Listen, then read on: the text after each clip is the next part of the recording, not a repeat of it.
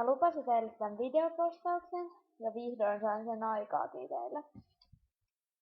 Ihan aluksi nyt tässä sanoin, että tämä on mun eka videopostaus, niin älkää nyt heti tuomitko, mutta mä saatan vähän änkyttää tai jotain, koska oikeastaan jännittää mua ihan hirveästi. Kerron nyt vähän, niinku aikaisemmassa postauksessa olen maininnut, että mulla on tällä hetkellä hiihtoloma. Ja sen on siis viettänyt ihan kokonaan nyt veljen kanssa kotona, että muu perhe ja isovanhemmat on Rukalla. Mun hiihtoloma on mennyt aika lepposasti, mitä nyt ottaa, että kaikki kotityöt on tullut mulle. Ja koulutöitäkin on niinku jonkun verran. Oon nähnyt aika paljon kavereita, sit kultaa, käynyt kahveilla kavereitten kanssa. Sitten jos tässä nyt vielä muutaman päivän sisällä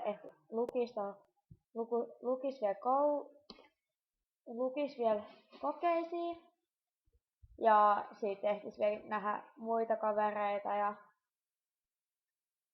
käy vaikka syömässä tai leffassa tai tehdä jotain kivaa. Et ihan lepposesta on mennyt. Että teikeneen muikin on ollut hiihtoloma on mennyt tosi hyvin. Ainoa asia, mitä en ole saanut tehtyä vielä, niin on tää hiihtäminen. Eiks hiihtolomaa kuuluisikin teidän mielestä hiihtää?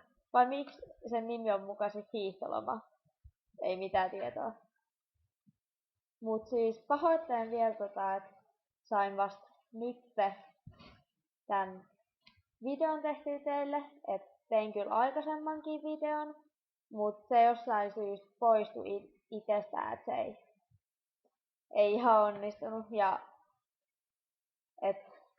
tän videon kuvan laatukin on aika epäselvä, koska webkameralla joudun nyt ottamaan tän. Kamera on jo jossain, en itse asiassa tiedä missä.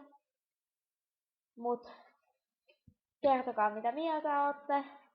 Ja toivottavasti tää sujuu eka videopostaukseksi ihan hyvin.